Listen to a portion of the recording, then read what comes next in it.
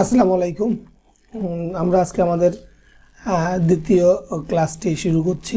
আমাদের ফটোশপটি ওপেন করলাম, ওপেন করে একটি পেজ নিয়ে রেখেছি। শুরুতেই আমরা গত ক্লাসের রিভিউ করব। রিভিউ হচ্ছে গত ক্লাসে আমরা আসলে কী করেছি, গত ক্লাসে কীভাবে ফটোশপ ওপেন করে পেজ নিতে হয় এবং পেজের বিভিন্ন সাইজ নিয়ে আমরা কথা বলেছিলাম, এবং সেই সাথে পেজ নেওয়ার ক্ষেত্রে কালার যে মুডগুলো রয়েছে সেই মুডগুলো নিয়ে আমরা কথা বলেছিলাম। এরপরে আমরা বাম দিকে আমাদের যে টুলসগুলো রয়েছে, টুলসের ব্যবহারটা আমরা শুরু করেছিলাম। প্রথমে আমরা দেখেছিলাম সে মুভ টুলের মাধ্যমে আমরা কোনো একটা লেয়ারে যে অবজেক্টটা আমরা নিব সেই লেয়ারটিকে কিভাবে আমরা মুভ করাবো। এরপরে আমরা করেছিলাম হচ্ছে সিলেকশন টুলের রেক্ট্যাঙ্গেল এবং হচ্ছে রাউন্ড শেপের আরেকটি টুল আছে ইলেকট্রিক্যাল স্কিউইং টুল। এর আরও দুটি আছে যেগুলোর ব্যবহার আমরা আসলে কম করে থাকি। এরপর আমরা করেছিলাম ল্যাসো টুলটা দিয়ে আমরা শেষ করেছিলাম। তো আজকে আমরা দেখব ল্যাসো টুলের ভিতরে আরও দু ধরনের টুল রয়েছে।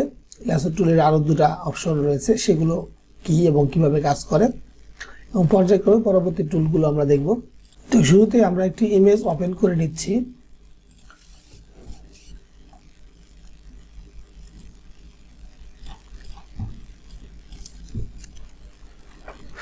আমরা একটি ইমেজ ওপেন করলাম।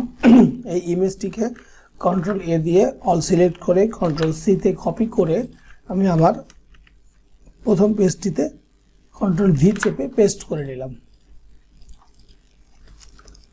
এবং এর পাশাপাশি আমি আরেকটি ইমেজ ওপেন করব। এই টুলটি দেখার ক্ষেত্রে আমাকে খুবই সহযোগিতা করবে। এটিকেও আমি কন্ট্রোল এ চেপে কপি অল সিলেক্ট করে কন্ট্রোল সি তে কপি দেন আমি পেস্ট করে ফেললাম। তবে প্রথমেই এই বিড়ালের ইমেজের যে লেয়ারটি, তার মানে লেয়ার 1, এটা সিলেক্ট করলাম। করে আমি ল্যাসো টুলে গিয়ে মাউসের রাইট বাটন ক্লিক করলে আমি আরও দু ধরনের টুল পাবো। এটি হচ্ছে পলিগোনাল ল্যাসো টুল, একটা হচ্ছে ম্যাগনেটিক ল্যাসো টুল। পলিগোনাল ল্যাসো টুলটা আমি সিলেক্ট করছি। সিলেক্ট করার পরে আমি দেখতে পাবো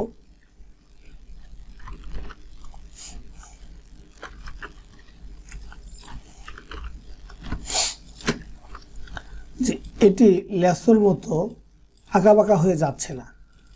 আমি দেখাচ্ছি আপনাদের। ল্যাসোটি মূলত হচ্ছে আঁকাবাঁকা করে আপনি পেন্সিলের মতো যেভাবে খুশি সেভাবে মুভ করাতে পারবেন। কিন্তু এই পলিগোনাল ল্যাসো টুলটি হচ্ছে একদম যেখানে ক্লিক করবেন সেখানে থেকে যাবে এবং পরবর্তী জায়গা পর্যন্ত একদম সোজা স্ট্রেট বরাবর যাবে সে। তো এইটি ব্যবহার করার ক্ষেত্রে স্ট্রেট কোনো ইমেজ সিলেকশন নিতে সুবিধা হয়। তো বিড়ালের ক্ষেত্রে এটি কিন্তু সম্ভব হবে না। যদি আমরা দেখি তাহলে আরও বুঝতে পারবো সম্পূর্ণরূপে। দেখেন, এর কিন্তু আসলে বিড়ালের অনেক লোম, কান, অনেক কিছু কিন্তু কেটে যাবে। এটি কিন্তু সেভাবে নেওয়া সম্ভব না, যেটা ল্যাসো দিয়ে করা সম্ভব। ঠিক আছে, তো এটা স্ট্রেটটা পলিগোনাল ল্যাসো টুলটা ইউজ করার ক্ষেত্রে যদি এইরকম কোনো ইমেজ হয়, স্ট্রেট ইমেজ হয়, সেক্ষেত্রে খুব ভালো কাজে দেয়। আমি যেমন এখান থেকে ধরে যদি আমি মাউসটা সোজা নিয়ে যাই তাহলে এটি সিলেকশনটা পারফেক্ট হয় এবং আমি জাস্ট ক্লিক করে করে কিন্তু চলে যেতে পারবো। দেখতে পাচ্ছেন বিষয়টি হচ্ছে অনেকটা এরকম। পলিগোনাল ল্যাসো টুলে এটা খুব দ্রুত সম্ভব। আমি যদি শুধু ল্যাসো দিয়ে করতে চাইতাম তাহলে এটা কিন্তু আমার এত দ্রুত সম্ভব হতো না, কারণ ল্যাসোটা আপনাকে পেন্সিল বা কলমের মতো টান দিয়ে নিয়ে যেতে। এখানে কিন্তু আমার আঁকাবাঁকা হতে পারে, একদম স্ট্রেট হওয়ার সম্ভাবনা খুবই কম, যেটি পলিগোনাল ল্যাসো টুল দিয়ে সম্ভব। ঠিক আছে, এই হলো পলিগোনাল ল্যাসো টুলের ব্যবহার। এরপরে হচ্ছে ম্যাগনেটিকটা হচ্ছে আপনি যখন কোনো একটা অবজেক্টকে সিলেক্ট করতে যাবেন তার নির্দিষ্ট কিছু কালার বরাবর, ম্যাগনেটিক অটোমেটিক্যালি সেদিকে ধরে নেবে। ম্যাগনেট অর্থ হচ্ছে চুম্বক। তো আমি দেখতে পাচ্ছি এই বিড়ালকে যদি আমি সিলেকশন নিতে যাই, ও কিন্তু জাস্ট মাউসটা ধরে মুভ করাতে হয়। বিড়ালের কালারটা যেখানে রয়েছে ও কিন্তু অটোমেটিক্যালি সেদিকে গিয়ে সিলেকশনটা নিয়ে নিচ্ছে। একটু খেয়াল করলে দেখতে পাবেন আমার কিন্তু মাউস একটু উপরে, বাট সিলেকশনটা চলে যাচ্ছে নিচে। ঠিক আছে, বিষয়টা হচ্ছে এরকম, ম্যাগনেটিক মিন্স হচ্ছে চুম্বকের মতো সে কিন্তু নিয়ে নিচ্ছে, খুব বেশি দূরে চলে গেলে কিন্তু দিবে না, একটু কাছাকাছি থাকতে হবে যেখানে কম্পিউটারের সফটওয়্যারটা বুঝতে পারবে যে আপনি আসলে কোন জায়গা দিয়ে যেতে চাচ্ছেন। বিষয়টা হচ্ছে অনেকটা সেরকম, পূর্বের পয়েন্টে ফিরে আসলেই সিলেকশনটা হয়ে যাবে। এবং এটিও আপনার স্ট্রেট বা খুব গ্রাউন্ড কালার এবং হচ্ছে অবজেক্টের মাঝখানকার কালারটা যদি অনেক ডিফারেন্ট হয়, যেমন এখানে ব্যাকগ্রাউন্ডটা হোয়াইট আছে আর অবজেক্টটা আছে একদম রেড, এক্ষেত্রে একে তার খুব ভালো বুঝতে পারবে যে আমার অবজেক্টটা কোথায়। আমি আপনাদেরকে বলেছি বেশি দূরে নেওয়া যাবে না, একদম কাছ থেকে নিতে হবে এবং সেটা অটোমেটিক্যালি সে নিয়ে নেবে। আপনারা খেয়াল করতে পারছেন যে অটোমেটিক্যালি কিন্তু সে নিয়ে নিচ্ছে, বেশি দূরে দিলে হবে না, কাছ থেকে নিতে হবে।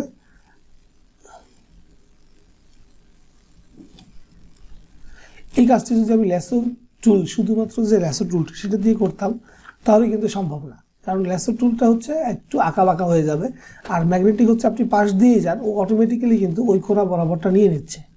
এখন আমি যদি দ্রুত টেনে যাই তাতে কিন্তু কোনো প্রবলেম হচ্ছে না, জাস্ট ওই লাইন বরাবর চলে গেলেই আমার এটা সিলেকশন করা সম্ভব।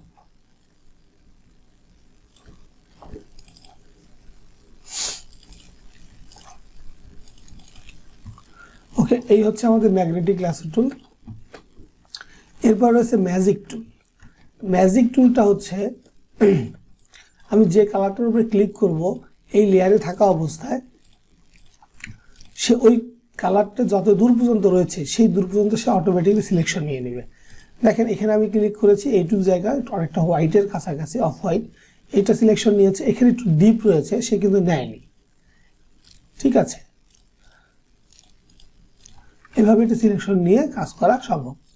এবং আমি যদি এই সেকেন্ড লেয়ার আমাদের রেড কালারের বুকটার উপরে ক্লিক করি, পুরো রেড কালারটা সিলেকশন নিয়ে নিয়েছে। যদি বাইরে ক্লিক করি গ্রাউন্ডটা হোয়াইট রয়েছে যতটুকু জায়গা ততটুকু, এবং এই জায়গাটা যেখানে ডিপ রয়েছে সেই ডিপ জায়গাটিও সে সিলেকশন নিয়ে নিয়েছে।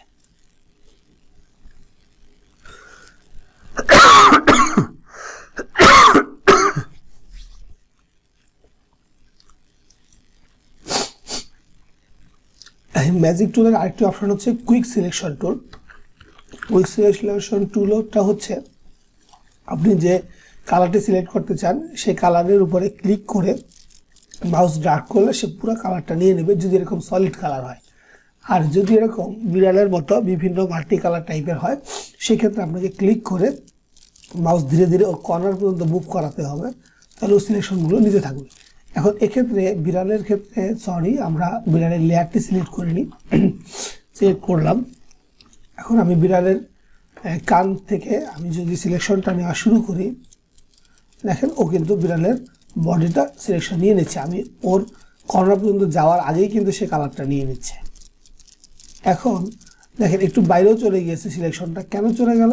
কারণ হচ্ছে বিড়ালের বডির কালারের সাথে যতটা ডিপ এখানকার এই কলমদানির মতো দেখাচ্ছে যেটা, এর কালারটাও সেই পরিমাণ ডিপ, যার কারণে সে সিলেকশনটা নিয়ে নিয়েছে। এরকম যদি বাড়তি সিলেকশনটা হয়ে যায় তখন আমরা কি করব, ল্যাসো টুলটাকে ধরে আমরা যদি এটাকে মাইনাস করে দিই, দ্যাট মিনস আমি যদি কিবোর্ডের অল্টার চেপে ধরি তাহলে দেখেন ল্যাসো টুলের সাথে একটি মাইনাস চিহ্ন এসেছে।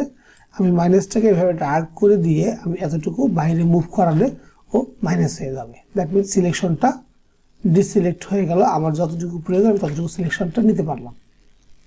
এক্ষেত্রে আমি এখন যদি কন্ট্রোল সি চেপে কন্ট্রোল ভি দিয়ে দিই আমার বিড়ালটা কিন্তু আলাদা হয়ে যাবে।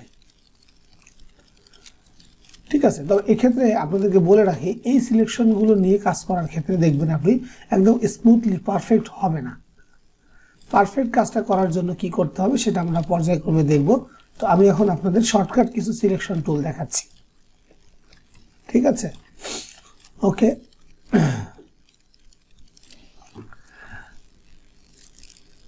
এই ম্যাজিক টুলের এখানে কুইক সিলেকশন টুলের পরে আরেকটি অবজেক্ট সিলেকশন টুল রয়েছে। এটা আপডেট ভার্সনে আপনাদের কাছে যে ভার্সনগুলো আছে যদি সেগুলো 2021 বা 22 না হয়, তার আগের ভার্সন হয়, তাহলে এই টুলটা পাবেন না। আবার এই টুলটার আসলে ব্যবহারও খুব একটা নাই, এটা হচ্ছে খুব দ্রুত কিছু কাজ করার ক্ষেত্রে ব্যবহার করা হয়। যেহেতু এটা আগের ভার্সনগুলোতে নাই তাই আমরা এটা দেখছি না, এটা তেমন ভালো কাজেও দেয় না। ঠিক আছে, এরপরের যে টুলটি রয়েছে এই দুটো টুল আমরা পরে দেখব আমাদের কাজের প্রয়োজনের উপর ডিপেন্ড করে। এখন এই টুলগুলোর ব্যবহারটা করতে গেলে আমাদের বুঝতে একটু সমস্যা হবে, ঠিক আছে। এরপরে রয়েছে আপনার আই ড্রপার টুল, এটাকে আমরা সংক্ষেপে পিকার টুল বলি। পিকার টুল মিনস হচ্ছে আমরা এই টুলটাকে ক্লিক করা অবস্থায় আমি যদি আমাদের উইন্ডোতে যেখানে যে কালার থাকুক না কেন ক্লিক করলে আমাদের এই ফোরগ্রাউন্ড কালারে সেই কালারটা সিলেকশন হয়ে যাবে। আর এই ফোরগ্রাউন্ড কালারে আমরা কিন্তু ক্লিক করেও কালার নিতে পারি, বাট আমার এমন একটি কালার দরকার যেটি আমার এই উইন্ডোটার মধ্যে অর্থাৎ এই পেজের মধ্যে আমার রয়েছে। যেমন আমার বিড়ালের এই চোখের কালারটি আমার দরকার। আমি যদি এই বিড়ালের চোখের যে কালারটা দরকার সেখানে ক্লিক করি, আই ড্রপারে দেখেন ফোরগ্রাউন্ডে সেটা চলে এসেছে। হোয়াইট জায়গায় করলে হোয়াইট হয়ে যাচ্ছে, ব্ল্যাক জায়গায় করলে সে ব্ল্যাক হয়ে যাচ্ছে, রেড জায়গায় করলে সে রেড হয়ে যাচ্ছে। অর্থাৎ আমার এই উইন্ডোটার ভিতরে যেখানকার যে কালারটা আমার প্রয়োজন, আমি যদি সেই কালারটা নিয়ে কাজ করতে চাই তার সাথে মিল রেখে আমি এইখানে ক্লিক করলে আমি কি সেই কালারটা পেয়ে যাচ্ছি। এখানে একটা গোল্ডেন টাইপ কালার রয়েছে, আমি এখানে ক্লিক করলাম, সে কিন্তু ওই গোল্ডেন টাইপ কালারটা হয়ে গিয়েছে, ঠিক আছে। এটি হচ্ছে আমাদের আই ড্রপার টুলের কাজ। এরপরের যে টুলটি রয়েছে এটি আমরা পরে দেখব। এরপরে রয়েছে আমাদের ব্রাশ টুল। আমরা ব্রাশ টুলটা সিলেক্ট করলাম। ব্রাশ টুলটা হচ্ছে আরেকটা রং তুলির মতো। ব্রাশ টুলটার মাধ্যমে আমরা যে কোনো অবজেক্টের উপরে, তার পাশে, ডানে, উপরে, নিচে সব জায়গায় কালার করতে পারবো।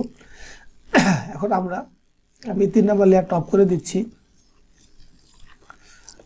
এখন আমরা যদি 1 নম্বর লেয়ারে থাকি, বিড়ালের লেয়ারটিতে, আমি এখান থেকে ব্রাশ টুলটা নিলাম, নিয়ে বিড়ালের এখানে যে